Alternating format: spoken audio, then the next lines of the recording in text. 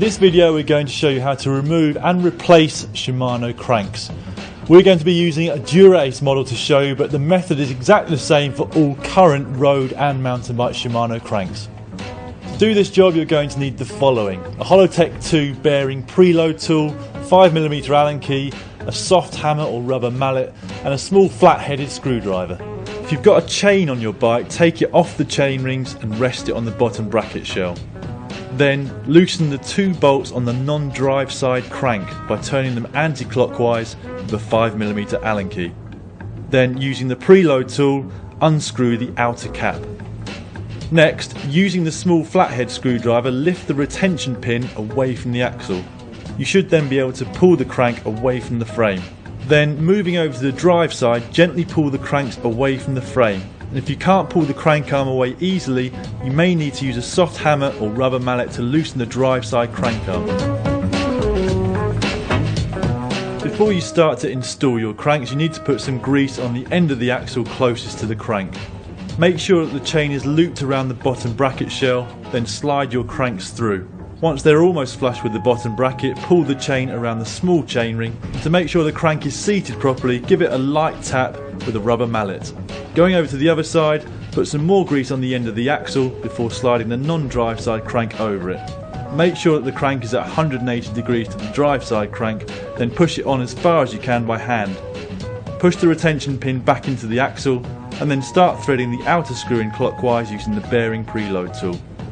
Hand tighten it as much as you can, and then the crank arms should be tight without any left to right play. If you're satisfied that they're tight, you'll need to tighten the 2 outer crank screws clockwise. If these are old cranks that you're putting back on, it's a good idea to put some chain lube on these bolts before you tighten them up. Also, tighten each bolt up a little at a time in stages. If you completely tighten one without tightening the other at all, then you risk damaging the crank. There are 2 common types of bottom bracket on modern bikes. One is the press fit and the other one is the threaded, which is exactly what we've got on this bike here. And in this video we're going to show you how to remove and then replace a threaded bottom bracket. The only thing that you need for this job is a tool which correctly fits onto the bottom bracket cups, and also, if you want to do it properly, a torque wrench. But of course you're also going to need the correct tools with which to remove the crankset in order to get to the bottom bracket in the first place. To remove our Shimano Ultegra cranks, we firstly needed to undo the 2 5mm crank bolts, then remove the threaded end cap on the crankset using a Shimano tool. Finally, push the pin away from the locator hole. You can then pull the non-drive side crank away from the frame.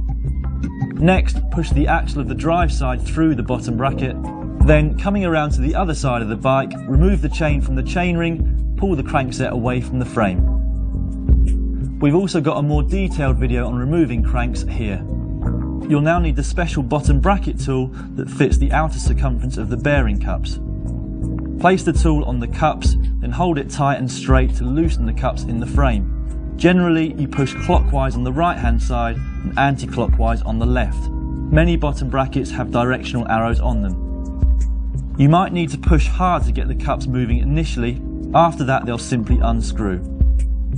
Do the same on the other side, and once you've removed the bottom bracket, give the frame threads a quick clean out and then smear with light grease before refitting. Refitting is simply the reverse process. If there were any spaces behind the bottom bracket cups as you took it off, make sure you put them back in the same place before you put it back on. You can start threading and tightening the bottom bracket cups by hand, but then you'll need to use the special tool and the torque wrench. On our particular bottom bracket, they recommend a torque of 34 Newton meters. Once it's tightened, you're ready to put your crankset back on. Wrap the chain around the bottom bracket shell, then push the drive side axle through the bottom bracket.